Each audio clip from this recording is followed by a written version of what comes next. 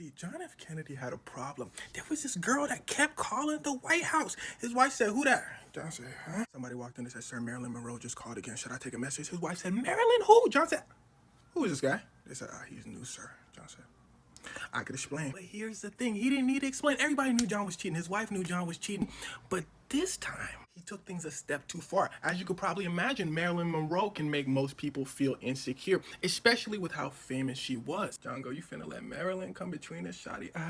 Ain't nobody could find proof. And he's right. Nobody could find proof. Even after all these years, there's so much speculation. They found him here, they found him there. But here's the common consensus. See, John F. Kennedy wasn't just a president. He was also a celebrity. Handsome, rich family, the youngest president ever. It's like if Brad Pitt or Gojo became president. He also hung out with very famous celebrity friends. This is Frank Sinatra, one of the Mayo legends. Now, he goes to this lake house with his famous friends, and Marilyn Monroe is there. Cool. They said John and Marilyn might have, you know what I'm saying. Apparently Marilyn going around saying he finna leave that snaggletooth for me. John go, "Oh snap, I messed up." Marilyn, come here. Marilyn go, "Yeah." He go, "Meet my brother." So she starts hanging out with his brother, the Attorney General of the United States, who's also a heartthrob. So rumors start to really build up, but it all comes to a head during John F. Kennedy's birthday at Madison Square Garden. Now, John F. Kennedy's wife didn't show up. In her words, life's too short to worry about Marilyn Monroe.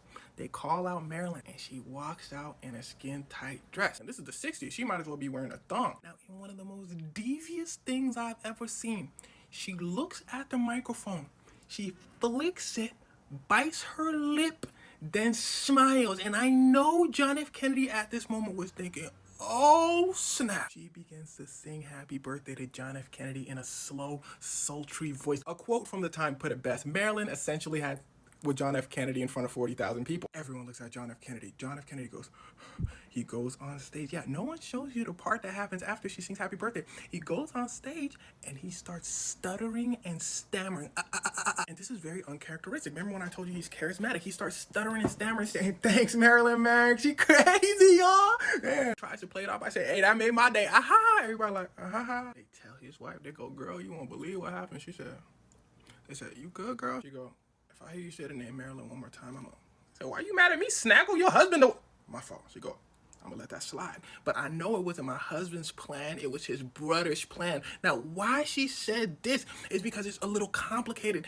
Let me put it to you this way. His brother-in-law is the one that announced Marilyn to come on the stage in the first place. He was famous, and apparently he had relations with Marilyn at one point as well. And the sister-in-law is the one that told her anyway. They all knew each other. It was all super complicated. But regardless of all that, 3 months later, Marilyn was found in her home. Now, this is why there's that theory that the Kennedys had something to do with her. Apparently, she told Robert Kennedy that she was going to snitch out their relationship and blah, blah, blah, blah, blah. I don't get into speculation.